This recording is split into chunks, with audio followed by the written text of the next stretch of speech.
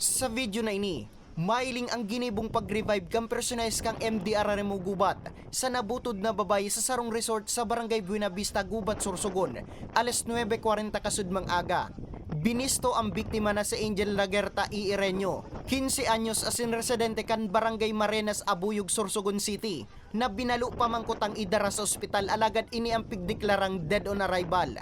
Apwera kay Lagerta, nabutod man ang saro pa kaning pag-iriba na si Ashley Hubelo E. Discaya, 19 anyos kan Barangay Peña Francia, alas 10:40 kasubong aga, kan ma-recover ang hawak kaini sa Barangay Panganiban sa Banuan kan Gubat sa ginibong search and retrieval operation kang MDRRMO asin Philippine Coast Guard.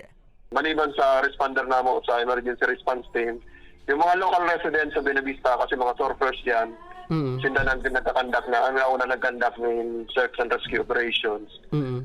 Na-recover man tulo sinindang pero mga sabi ninda, mga 30 minutes na. Nakita na kanina na 10:40 AM na may area na namutod siya, tapos yung area na na-recover. Ito na mga 1 kilometer. Nasa na siya, nasa vicinity na, nasa area na kan Barangay Panganiban. Miyerkules kan magpasiring sa resort ang duwang biktima kaibang anum na barkada. Kinagan kan magkararigos ini sa dagat. Sa kusog kang ukol, day na buminutwa pa ang duwang biktima. Napag-araman na may nakabandera man na gale warning kan mga nasambit na aldaw. Kaya delikado ng gad ang pagkarigos sa dagat. Actually, kasi ang Sorsogon province is nasa may gale warning na nakataas. So, ang unang-unang binabawal namo dyan kasi kung di pagbabasihan ang gale warning is ang mga sasakyan pandagat, especially dito ng mga small sea craft na di talaga allowed.